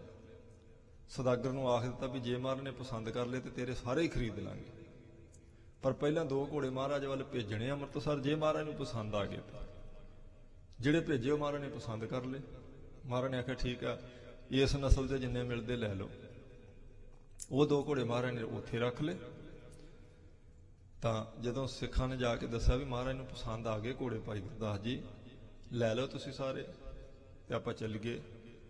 ਉਸ ਘੋੜਿਆਂ ਦੇ ਸੌਦਾਗਰ ਨੂੰ ਬੁਲਾ ਕੇ ਭਾਈ ਗੁਰਦਾਸ ਜੀ ਨੇ ਆਖਿਆ ਵੀ ਗੁਰਮੁਖਾ ਆ ਜਾ ਭਾਈ, ਤੂੰ ਆਪਣੇ ਉਹਨਾਂ 2 ਘੋੜਿਆਂ ਦੇ ਪੈਸੇ ਵੀ ਲੈ ਲਾ, ਤਾਂ ਬਾਕੀ ਵੀ ਸਾਰੇ ਦੇ ਦੇ ਸਾਨੂੰ। ਉਹ ਬਾਹਰ ਬੈਠਾ ਤੰਬੂ ਦੇ, ਭਾਈ ਗੁਰਦਾਸ ਜੀ ਅੰਦਰ ਪੈਸੇ ਲੈਣ ਗਏ, ਵਾਪਸ ਹੀ ਨਹੀਂ ਮੁੜੇ। ਅਡੀਕ ਕੇ ਉਹਨੇ ਆਖਿਆ ਵੀ ਗੁਰਮੁਖੋ ਗੁਰਸਿੱਖੋ, ਤੁਹਾਡਾ ਜਥੇਦਾਰ ਅੰਦਰ ਗਿਆ ਸੀ, ਵਾਪਸ ਨਹੀਂ ਆਇਆ, ਮੈਂ ਬਾਹਰ ਬੈਠਾ, ਮੈਂ ਪੈਸੇ ਲੈਣੇ। ਜਦੋਂ ਸਿੱਖਾਂ ਨੇ ਅੰਦਰ ਜਾ ਕੇ ਵੇਖਿਆ ਭਾਈ ਗੁਰਦਾਸ ਜੀ ਹੈਗੇ ਨਹੀਂ, ਪੈਸੇ ਉੱਥੇ ਪਏ ਤੰਬੂ 'ਚ। ਤੰਬੂ ਦਾ ਪਿਛਲਾ ਪਾਸਾ ਪਾੜਿਆ, ਆਸੇ ਪਾਸੇ ਵੇਖਿਆ, ਲੱਭਿਆ, ਕਿਤੇ ਵੀ ਨਹੀਂ ਲੱਭੇ ਭਾਈ ਗੁਰਦਾਸ ਜੀ। आखिर ਉਹਦੇ जिन्ने पैसे ਸੀ ਉਹਨੂੰ ਦੇ ਕੇ ਜਿਹੜੇ ਗੁਰਮੁਖ ਭਾਈ ਗੁਰਦਾਸ ਜੀ ਦੇ ਨਾਲ ਗਏ ਸੀ ਉਹ ਵਾਪਸ ਆ ਗਏ ਘੋੜੇ ਲੈ ਕੇ ਅੰਮ੍ਰਿਤਸਰ। ਕਾਫੀ ਮਹੀਨੇ ਨਿਕਲ ਗਏ ਤੇ ਸਿੱਖਾਂ ਨੇ ਆਖਿਆ ਮਹਾਰਾਜ ਭਾਈ ਗੁਰਦਾਸ ਜੀ ਦਾ ਪਤਾ ਨਹੀਂ ਲੱਗਾ ਕਿੱਧਰ ਚਲ ਗਏ। ਭਾਈ ਗੁਰਦਾਸ ਜੀ ਮਹਾਰਾਜ ਨੇ ਹੱਸ ਕੇ ਆਖਿਆ ਪਤਾ ਸਾਨੂੰ ਕਿੱਥੇ ਗਏ। ਉਹ ਇੱਕ ਚਿੱਠੀ ਲਿਖ ਕੇ ਭੇਜੀ ਫਿਰ ਛੇਵੇਂ ਪਾਤਸ਼ਾਹ ਜੀ ਨੇ ਆਗਰੇ ਕਾਂਚੀ ਵੀ ਇੱਥੇ ਇੱਕ ਸਾਡੇ ਗੁਰਸਿੱਖ ਨੇ ਉਹਨਾਂ ਨੂੰ ਸਾਡੇ ਹਜ਼ੂਰ ਪੇਸ਼ ਕੀਤਾ ਜਾਵੇ ਫੜ ਕੇ। ਜਦੋਂ ਚਿੱਠੀ ਉੱਥੇ ਪਹੁੰਚੀ ਉਹਨੇ ਜਿਹਨੂੰ ਭਾਈ ਗੁਰਦਾਸ ਜੀ ਨੇ ਉੱਥੇ ਪ੍ਰਚਾਰ ਕਰਕੇ ਗੁਰਮਤਿ ਦਾ ਸਾਰੀ ਸੰਗਤ ਨੂੰ ਮਹਾਰਾਜ ਛੇਵੇਂ ਪਾਤਸ਼ਾਹ ਜੀ ਦੇ ਚਰਨਾਂ ਦੇ ਪ੍ਰੇਮੀ ਬਣਾ ਦਿੱਤਾ। ਬੜਾ ਸਤਿਕਾਰ ਭਾਈ ਗੁਰਦਾਸ ਜੀ ਦਾ ਵੀ ਕਰਦੇ ਸੀ ਉਹ। ਤੇ ਉਹ ਚਿੱਠੀ 'ਚ ਤੇ ਇਹ ਲਿਖਿਆ ਸੀ ਵੀ ਫੜ ਕੇ ਉਹਨਾਂ ਨੂੰ ਮੁਸ਼ਕਾਂ ਬੰਨ੍ਹ ਕੇ ਫਿਰ ਸਾਡੇ ਪੇਸ਼ ਕਰਨਾ। ਜਦੋਂ ਚਿੱਠੀ ਗਈ ਭਾਈ ਗੁਰਦਾਸ ਜੀ ਨੂੰ ਪਤਾ ਲੱਗ ਗਿਆ। ਉਹ ਕਹਿੰਦੇ ਚਲੋ ਵੀ ਚੱਲੀਏ। ਉਹਨਾਂ ਨੇ ਆਖਿਆ ਭਾਈ ਗੁਰਦਾਸ ਜੀ ਐਸੀ ਕਿਹੜੀ ਗੱਲ, ਤੁਸੀਂ ਤੇ ਮਹਾਰਾਜ ਦਾ ਇੰਨਾ ਇੱਥੇ ਪ੍ਰੇਮ ਵੰਡ ਦਿੱਤਾ, ਲੋਕਾਂ 'ਚ ਇੰਨੀ ਪ੍ਰਚਾਰ ਕੀਤਾ ਵੀ ਤੁਹਾਨੂੰ ਮਹਾਰਾਜ ਨੇ ਇਦਾਂ ਕਿਉਂ ਲਿਖਿਆ। ਭਾਈ ਗੁਰਦਾਸ ਜੀ ਕਹਿੰਦੇ ਉਹ ਵੀ ਇੱਕ ਗੱਲ ਹੈਗੀ, ਤੁਸੀਂ ਆਓ ਚੱਲੀਏ। ਪਰ ਉਹਨਾਂ ਨੇ ਲਿਆਂਦਾ ਉਦਾਂ ਹੀ ਹੋਵੇ, ਭਾਈ ਗੁਰਦਾਸ ਜੀ ਨੂੰ ਬੰਨ੍ਹ ਕੇ ਨਹੀਂ ਲਿਆਂਦਾ। ਉਹ ਕਹਿੰਦੇ ਅਸੀਂ ਤੇ ਇਦਾਂ ਕਰ ਨਹੀਂ ਸਕਦੇ ਜੀ। ਅੰਮ੍ਰਿਤਸਰ ਦੇ ਨੇੜੇ ਪਹੁੰਚ ਕੇ ਭਾਈ ਗੁਰਦਾਸ ਜੀ ਨੇ ਆਪਣੇ ਆਪ ਹੀ ਆਖਿਆ ਵੀ ਚਲੋ ਇੱਥੋਂ ਹੁਣ ਤੁਸੀਂ ਸ਼ੁਰੂ ਕਰ ਲਓ, ਆਪਾਂ ਨੂੰ ਬਚਨ ਮੰਨਣਾ ਪੈਣਾ ਮਹਾਰਾਜ ਦਾ। ਜਦੋਂ ਆਣ ਕੇ ਮੱਥਾ ਟੇਕਿਆ ਮਹਾਰਾਜ ਛੇਵੇਂ ਪਾਤਸ਼ਾਹ ਜੀ ਨੂੰ, ਮਹਾਰਾਜ ਮੁਸਕਰਾਏ ਤੇ ਆਖਿਆ ਭਾਈ ਗੁਰਦਾਸ ਜੀ ਕਿੱਧਰ ਚਲ ਗਏ ਸੀ ਉੱਥੋਂ। ਆਖਿਆ ਮਹਾਰਾਜ ਤੁਹਾਡੀਆਂ ਤੁਸੀਂ ਜਾਣਦੇ ਜੇ, ਤੁਸੀਂ ਜੋ ਕਰ ਦਿੱਤਾ ਫਿਰ ਮੈਨੂੰ ਜਾਣਾ ਹੀ ਪੈਣਾ ਸੀ। ਹੁਣ ਨਾਲ ਦੇ ਸਾਰਿਆਂ ਨੇ ਆਖਿਆ ਵੀ ਹੋਇਆ ਕੀ ਸੀ, ਤੁਸੀਂ ਉੱਥੇ ਮਾਇਆ ਸੁੰਨੀ ਛੱਡ ਕੇ ਆਪ ਪਿੱਛੋਂ ਦੀ ਤੰਬੂ ਪਾੜ ਕੇ ਨਿਕਲ ਗਏ, ਗੱਲ ਕੀ ਸੀ। ਭਾਈ ਗੁਰਦਾਸ ਜੀ ਨੇ ਆਖਿਆ ਗੱਲ ਇਹ ਸੀ ਵੀ ਪੈਸਿਆਂ ਵਾਲਾ ਬਾਹਰ ਬੈਠਾ ਸੀ ਤੇ ਜਦੋਂ ਮੈਂ ਪੈਸਿਆਂ ਵਾਲੀ ਖੁਰਜੀ ਖੋਲੀ ਤੇ ਉਹਦੇ 'ਚ ਪੈਸੇ ਨਹੀਂ ਸੀ ਹੈਗੇ, ਉਹਦੇ 'ਚ ਠੀਕਰੀਆਂ ਸੀ। ਮੈਂ ਪਿੱਛੋਂ ਦੀ ਤਾਂ ਨਿਕਲਿਆ ਵੀ ਰਾਜ ਵੀ ਉਹਨਾਂ ਦਾ ਹੀ ਹੈ, ਘੋੜੇ ਵੀ 2 ਅੰਮ੍ਰਿਤਸਰ ਚਲੇ ਗਏ, ਪੈਸੇ ਵੀ ਦੇਣ ਵਾਲੇ ਆਏ ਤਾਂ ਛੱਡਣਗੇ ਨਹੀਂ। ਹੁਣ ਪਤਾ ਮੈਨੂੰ ਲੱਗ ਗਿਆ ਸੀ ਵੀ ਇਹ ਮਾਇਆ ਤਾਂ ਮਹਾਰਾਜ ਨੇ ਵਰਤਾਈ, ਬਸ ਮੈਂ ਉੱਥੋਂ ਤਾਂ ਭੱਜਾ ਹੁਣ ਆਇਆ। ਉਹ ਕਹਿੰਦੇ ਪਰ ਉੱਥੇ ਤਾਂ ਪੈਸੇ ਸੀ, ਅਸੀਂ ਦੇ ਕੇ ਘੋੜੇ ਲਿਆਂਦੇ। ਭਾਈ ਗੁਰਦਾਸ ਨੇ ਮੈਨੂੰ ਪਤਾ ਉੱਥੇ ਹੀ ਸੀ ਸਾਰਾ ਕੁਝ, ਤੁਸੀਂ ਕਰਕੇ ਲਿਆਏ ਜੇ, ਪਰ ਮੈਨੂੰ ਮਹਾਰਾਜ ਨੇ ਦੱਸ ਦਿੱਤਾ ਜਿਹੜਾ ਮੈਂ ਕਹਿੰਦਾ ਸਾਂ ਵੀ ਇੱਕ ਵਾਰ ਕਿਰਪਾ ਹੋ ਗਈ, ਮੁੜ ਕੇ ਕੀ ਲੋੜ। ਫਿਰ ਮਹਾਰਾਜ ਨੇ ਆਖਿਆ ਸੀ ਭਾਈ ਗੁਰਦਾਸ ਜੀ ਤੁਸੀਂ ਬਹੁਤ ਉੱਚੀ ਅਵਸਥਾ ਦੇ ਮਾਲਕ ਹੈ, ਤੁਹਾਡੇ ਬਚਨਾਂ ਦਾ ਕੋਈ ਮੁੱਲ ਆ। ਜੋ ਤੁਸੀਂ ਬਚਨ ਕਰੋਗੇ ਉਹ ਚੇਤੇ ਰੱਖੇ ਜਾਣੇ। ਇਸ ਕਰਕੇ ਜੇ ਭਾਈ ਵਿਧੀ ਚੰਦ ਨੇ ਆਖਿਆ ਵੀ ਸਿੱਖ ਨੂੰ ਆਖਰੀ ਸਵਾਸ ਤੱਕ ਗੁਰੂ ਦੀ ਕਿਰਪਾ ਚਾਹੀਦੀ ਹੈ, ਤੇ ਵਾਕਿਆ ਹੀ ਆਖਰੀ ਸਵਾਸ ਤੱਕ ਹੀ ਗੁਰੂ ਦੀ ਕਿਰਪਾ ਚਾਹੀਦੀ ਹੈ। ਕਿਉਂਕਿ ਕਬਹੂ ਜਿਹੜਾ ਉਹ ਵਿਚੜਤ ਹੈ ਕਬਹੂ ਜਾਏ ਪਿਆਲੇ। ਕਹਿੰਦੇ ਇਹ ਸਥਿਰ ਨਹੀਂ ਰਹਿੰਦਾ ਹੁੰਦਾ ਮਨ, ਇਹਦਾ ਪਤਾ ਨਹੀਂ ਹੁੰਦਾ ਕਿਹੜੇ ਵੇਲੇ ਇਹਨੇ ਕੀ ਕਰ ਦੇਣਾ। ਕਬੀਰ ਸਾਹਿਬ ਬ੍ਰਹਮ ਗਿਆਨੀ ਹੈ, ਪਰ ਫਿਰ ਵੀ ਉਹ ਕਹਿੰਦੇ ਨੇ ਅਜੋ ਸੋ ਨਾਉ ਸਮੁੰਦਰ ਮੈਂ ਕਿਆ ਜਾਣੋ ਕਿਆ ਹੋਏ। ਕਬੀਰ ਸਾਹਿਬ ਕਹਿੰਦੇ ਮੈਂ ਦਾਵਾ ਨਹੀਂ ਕਰਦਾ, ਠੀਕ ਹੈ ਇੰਨੀ ਉੱਚੀ ਅਵਸਥਾ ਦੇ ਦਿੱਤੀ ਹੈ, ਪਰ ਮੈਂ ਦਾਵਾ ਨਹੀਂ ਕਰਦਾ ਉਨੀ ਦੇਰ ਤੱਕ ਜਿੰਨੀ ਦੇਰ ਤੱਕ ਇਹ ਸਰੀਰ ਹੈਗਾ ਵੀ ਪਤਾ ਨਹੀਂ ਕਿਹੜੇ ਵੇਲੇ ਕੀ ਹੋ ਜਾਣਾ। ਕਿਉਂਕਿ ਹਲੇ ਬੇੜੀ ਸਮੁੰਦਰ ਵਿੱਚ ਆ, ਕਿਨਾਰੇ ਲੱਗੇਗੀ ਤੇ ਗਰੰਟੀ ਦੇ ਸਕਦੇ ਹਾਂ। ਜਿੰਨੀ ਦੇਰ ਸਮੁੰਦਰ 'ਚ ਉਨੀ ਦੇਰ ਕੁਛ ਨਹੀਂ ਕਰ ਸਕਦਾ। ਅਜੋ ਸੋ ਨਾਉ ਸਮੁੰਦਰ ਮੈਂ ਕਿਆ ਜਾਣੋ ਕਿਆ ਹੋਏ।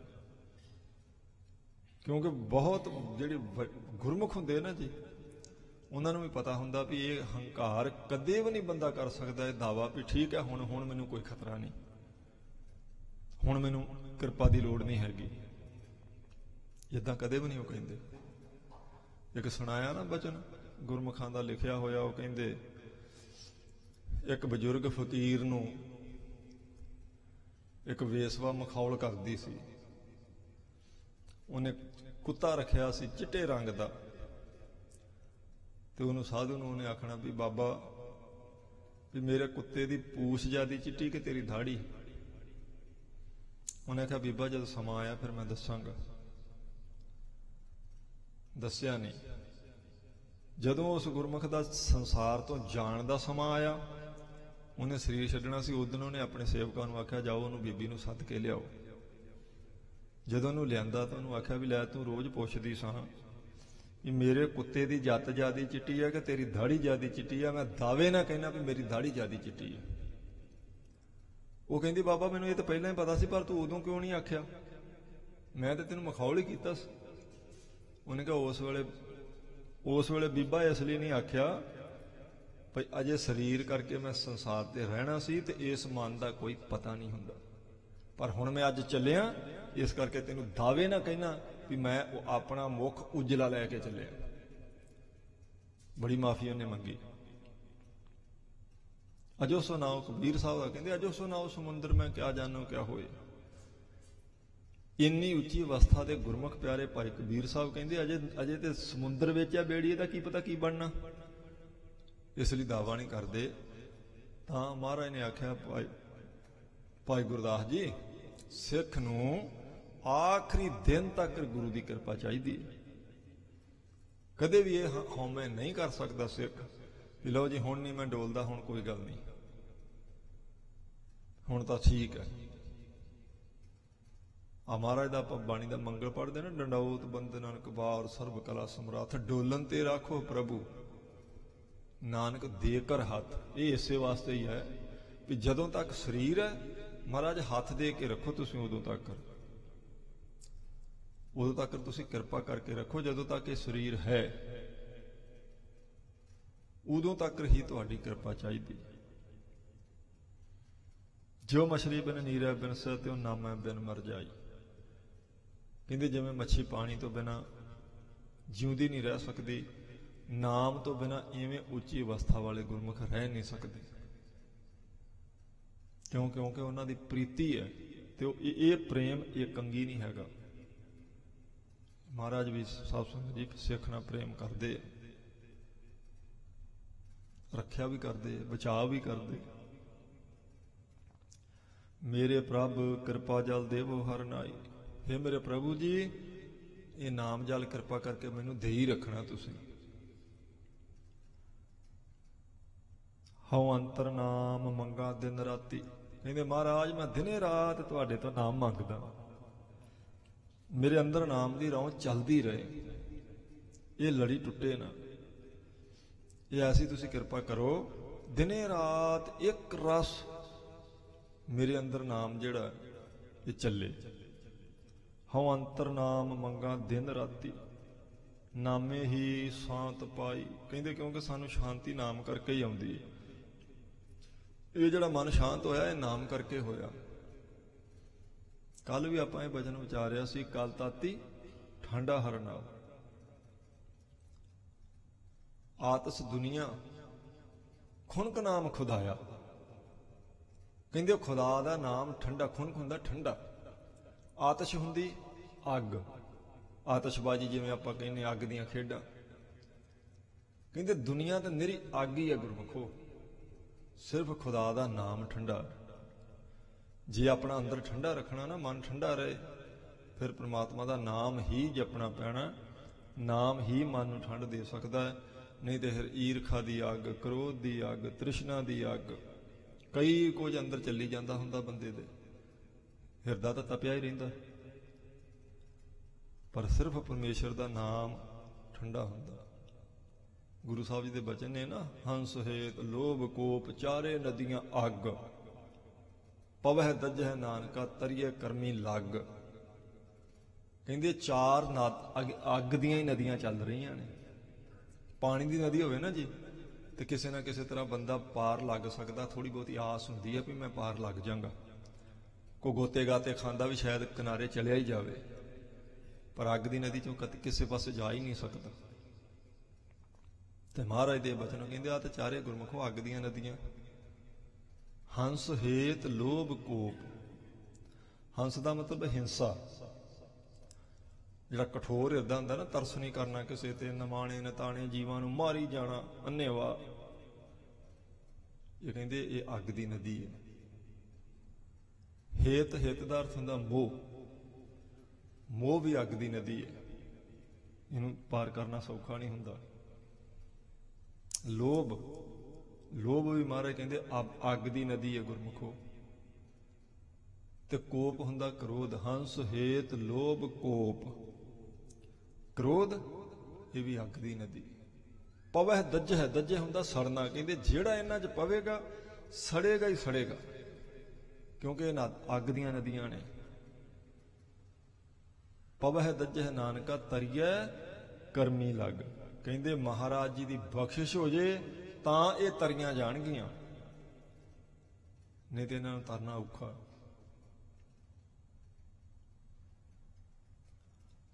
ਹਉ ਅੰਤਰ ਨਾਮ ਮੰਗਾ ਦਿਨ ਰਾਤੀ, ਨਾਮੇ ਹੀ ਸ਼ਾਂਤ ਪਾਈ। ਕਹਿੰਦੇ ਤਾਂ ਦਿਨੇ ਰਾਤ ਮੈਂ ਨਾਮ ਮੰਗਦਾ ਮਹਾਰਾਜ ਤੁਹਾਡੇ ਤੋਂ, ਕਿਉਂਕਿ ਇਹ ਸ਼ਾਂਤੀ ਸਿਰਫ ਨਾਮ ਕਰਕੇ ਹੈ।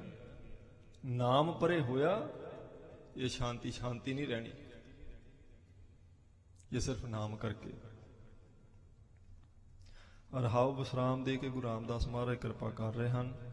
ਜਿਉ ਚਾਤਰਿਕ ਜਲ ਬਿਨ ਬਿਲ ਲਾਵੈ, ਕਹਿੰਦੇ ਜਿਵੇਂ ਬਬੀਹਾ ਸਵਾਂਤੀ ਬੂੰਦ ਤੋਂ ਬਿਨਾਂ ਵਰਲਾਪ ਕਰਤਾ, ਤੜਫਦਾ ਵਿਚਾਰਾ, ਕਿਉਂਕਿ ਉਹਨੂੰ ਪਤਾ ਵੀ ਸਵਾਂਤੀ ਬੂੰਦ ਮਿਲੇਗੀ ਤੇ ਪਿਆਸ ਮਿਟਣੀ, ਉਵੇਂ ਪਿਆਸ ਮਿਟ ਨਹੀਂ ਸਕਦੀ।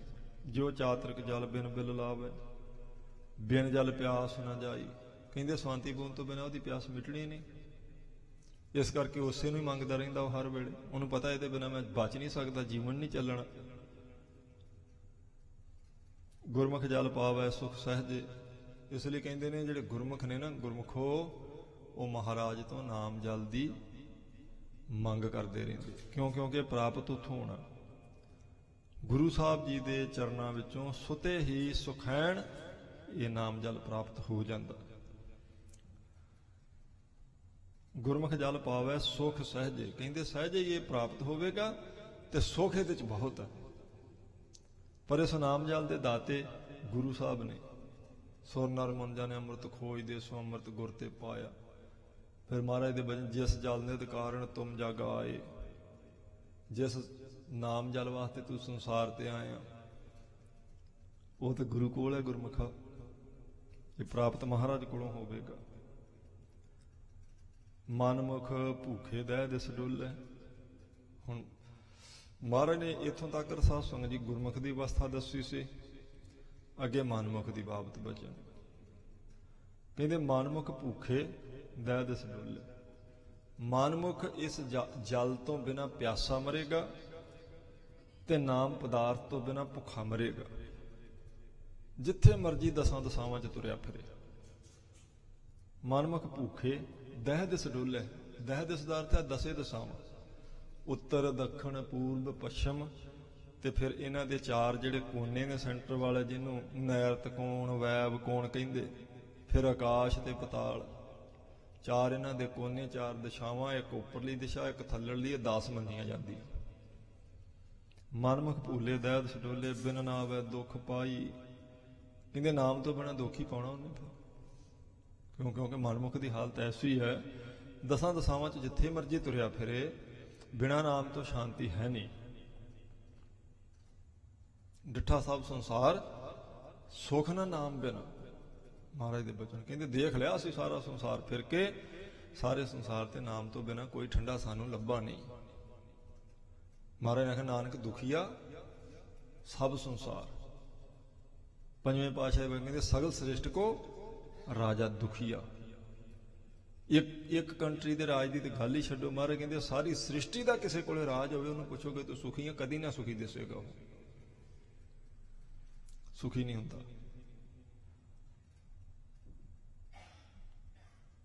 ਮਨਮੁਖ ਭੂਲੇ ਦਹਿ ਦਿਸ ਡੋਲੇ, ਬਿਨ ਨਾਵੈ ਦੁੱਖ ਪਾਈ।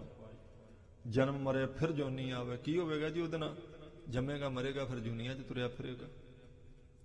ਜਿਹਨੂੰ ਆਪਾਂ ਮੰਨਣ ਲਈ ਤਿਆਰ ਨਹੀਂ। ਚੌਥੇ ਪਾਤਸ਼ਾਹ ਦਾ ਇਹ ਬਚਨ ਕਹਿੰਦੇ ਜਨਮ ਮਰੇ ਫਿਰ ਜੂਨੀ ਆਵੇ। ਦਰਗਾਹ ਮਿਲੇ ਸਜਾਈ, ਤੇ ਕਹਿੰਦੇ ਦਰਗਾਹ 'ਚ ਸਜ਼ਾ ਮਿਲੇਗੀ। ਫਿਰ ਭਾਈ ਪਰਮਾਤਮਾ ਦੀ ਦਰਗਾਹ 'ਚ ਸਜ਼ਾ ਮਿਲੇਗੀ। ਕਿਉਂਕਿ ਇਹ ਜਨਮ ਮਰਨ ਦਾ ਦੁੱਖ, ਫਿਰ ਜੂਨੀਆਂ ਦਾ ਦੁੱਖ, ਫਿਰ ਉੱਥੇ ਜਾ ਕੇ ਲੇਖਾ ਨਿਬੜਨਾ ਤਾਂ ਹੈਗਾ ਨਹੀਂ। ਇਹ ਤਾਂ ਲੰਮਾ ਪੈ ਗਿਆ ਨਾ ਗੱਲ।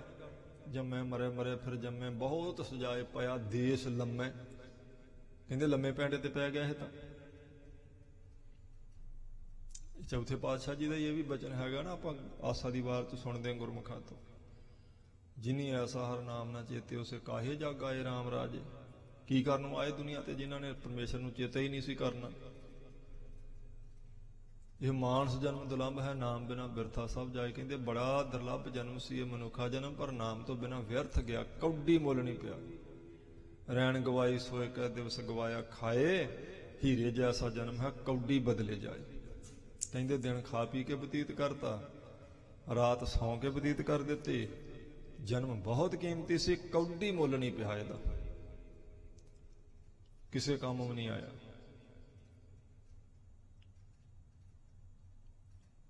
ਜਿਨੀ ਐਸਾ ਹਰ ਨਾਮ ਨਾ ਚੇਤੇ, ਉਸੇ ਕਾਹੇ ਜਾ ਗਾਏ ਰਾਮ ਰਾਜੇ।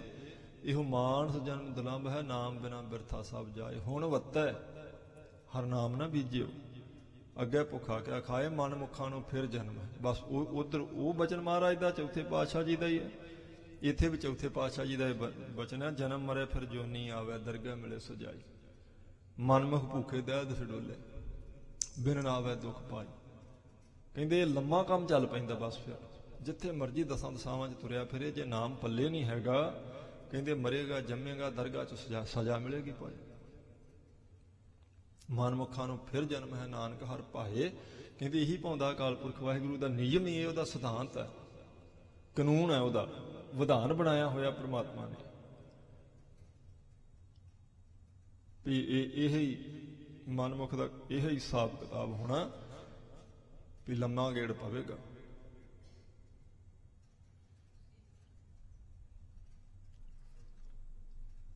ਜਨਮ ਮਰੇ ਫਿਰ ਜੋਨੀ ਆਵੇ, ਦਰਗਾਹ ਮਿਲੇ ਸੁਜਾਈ।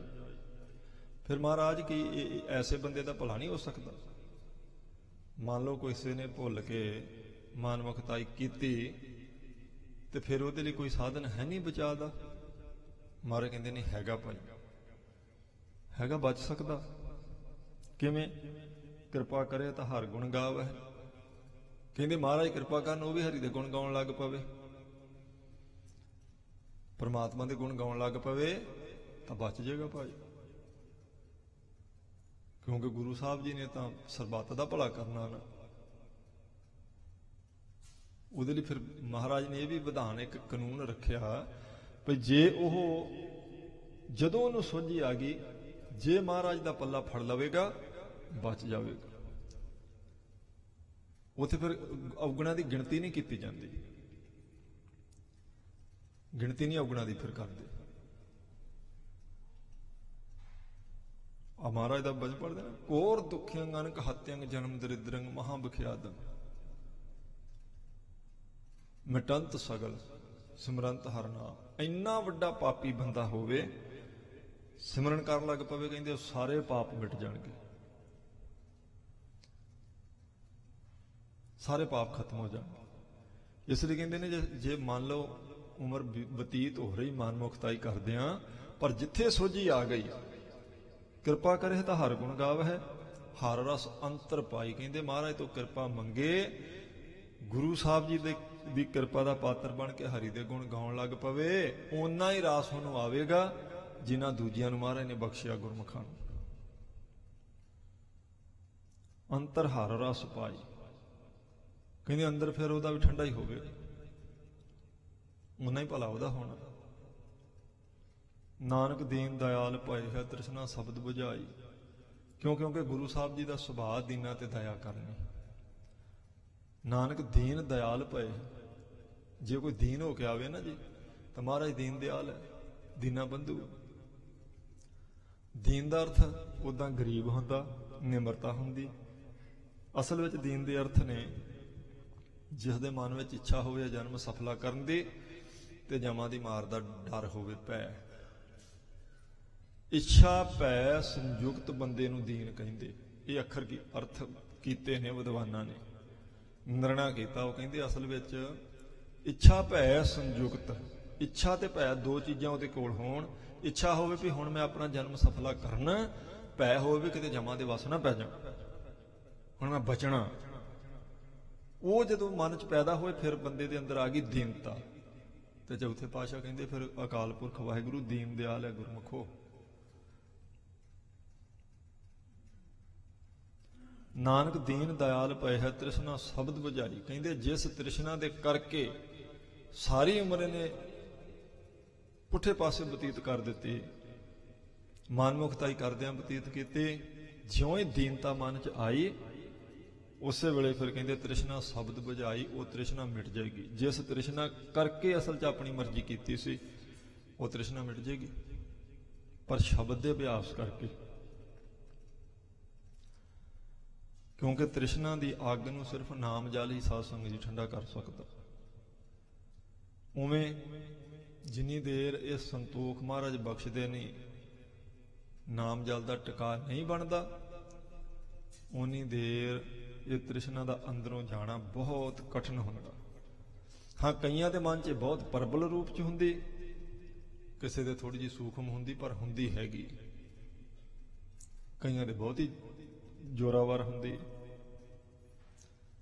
ਕਿਸੇ ਦੇ ਸੂਖਮ ਹੈ, ਪਰ ਮਿਟੇਗੀ ਸ਼ਬਦ ਦੇ ਅਭਿਆਸ ਕਰਕੇ। ਇਸੇ ਨੂੰ ਭਰਤਰੀ ਜੀ ਨੇ ਆਖਿਆ ਨਾ, ਅੱਗੇ ਵੀ ਆਪਾਂ ਕਿੰਨੀ ਵਾਰੀ ਇਹ ਬਚਨ ਸਾਂਝੇ ਕੀਤੇ। ਭਰਤਰੀ ਜੀ ਕਹਿੰਦੇ ਨੇ, ਤਨ ਕੇ ਬਲ ਨੇ ਅਬ ਪੀਠ ਦਈ ਅਰ ਹਾਰ ਚਲੇ ਦ੍ਰਿਗਬਾਲ ਸੰਗਾਤੀ। ਚਾਰ ਪ੍ਰਮਾਣ ਦੇ ਕੇ ਫਿਰ ਉਹ ਕਹਿੰਦੇ ਨੇ, ਮਮ ਆਹਿਤ ਪਲੰਗਮ ਹੇਤ ਸਨੇਕ ਤੂੰ ਮਮ ਸੰਗ ਰਹੀ ਦਿਨ ਰਾਤੀ। ਜਿਹਨੂੰ ਮਹਾਰਾਜ ਨੇ ਆਖਿਆ ਚੱਬਣ ਚੱਲਣ ਰਤਨ ਸੇ ਸੁਣੀ ਅਰ ਬਹਿ ਗਏ, ਹੀੜੇ ਮੋਤੀ ਧਾ ਸੇ ਜਾਨੀ ਚੱਲ ਗਏ। ਕਹਿੰਦੇ ਦੰਦ ਚਲੇ ਗਏ, ਅੱਖਾਂ ਚਲੇ ਗਈਆਂ, ਕੰਨਾਂ ਨੇ ਜਵਾਬ ਦੇ ਦਿੱਤਾ, ਹੱਥ ਪੈਰ ਕੰਬਣ ਲੱਗ ਪਏ, ਪਰ ਤ੍ਰਿਸ਼ਨਾ ਫਿਰ ਵੀ ਉਦਾਂ ਹੀ ਹੱਲੇ ਅੰਦਰ।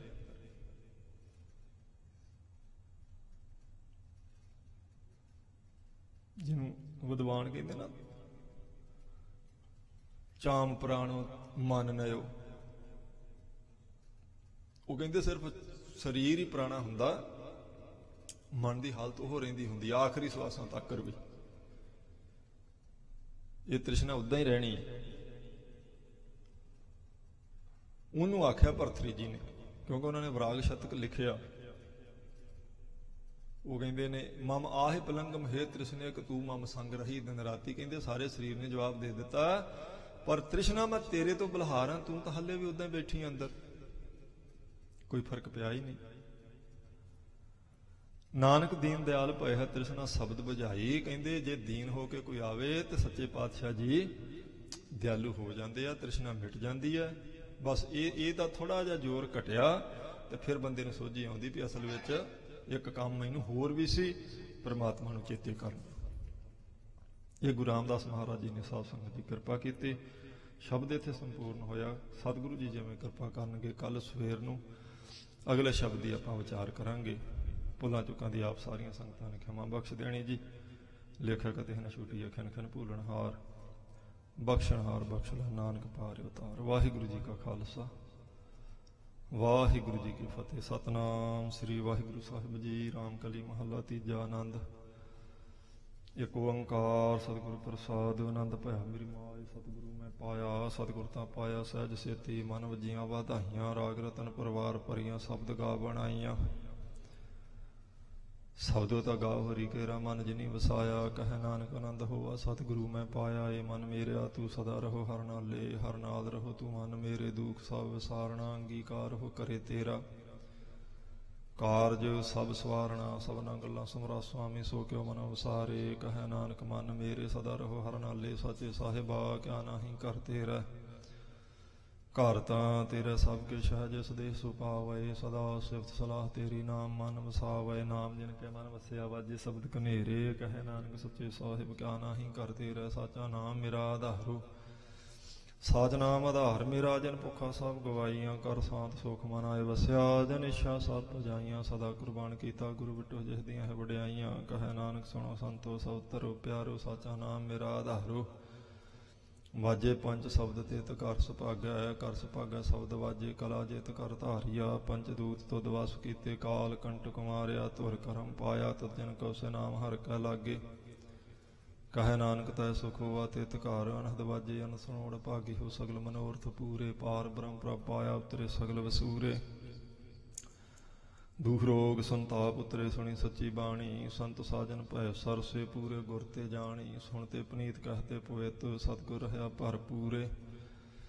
ਬਿਨਵੰਤ ਨਾਨਕ ਗੁਰ ਚਰਨ ਲਾਗੇ, ਵਾਜੇ ਅਨਹਦ ਤੂਰੇ। ਸੁਣਤੇ ਪਨੀਤ ਕਹਤੇ ਪਵਿੱਤ, ਸਤਿਗੁਰ ਰਹਾ ਭਰਪੂਰੇ। ਬਿਨਵੰਤ ਨਾਨਕ ਗੁਰ ਚਰਨ ਲਾਗੇ, ਵਾਜੇ ਅਨਹਦ ਤੂਰੇ। ਸ਼ਲੋਕ ਪਵਨ ਗੁਰੂ ਪਾਣੀ ਪਿਤਾ ਮਾਤਾ ਤਰਤ ਮਹਤ ਦਿਵਸ ਰਾਤ ਦੋਇ ਦਾਈ ਦਾਇਆ ਖੇਲੈ ਸਗਲ ਜਗਤ ਚੰਗਿਆਈਆਂ ਬੁਰਾਈਆਂ ਵਾਚੈ ਧਰਮ ਹਦੂਰ ਕਰਮੀ ਆਪੋ ਆਪਣੀ ਕੇ ਨੇੜੇ ਕੇ ਦੂਰ ਜਿਨੇ ਨਾਮ ਧਿਆਇਆ ਗਏ ਮਸਕਤ ਕਾ ਹਲ ਨਾਨਕ ਤੇ ਮੁਖ ਉਜਲੇ ਕੀਤੀ ਛੁਟੀ ਨਾਲ ਜਿਨੇ ਨਾਮ ਧਿਆਇਆ ਗਏ ਮਸਕਤ ਕਾ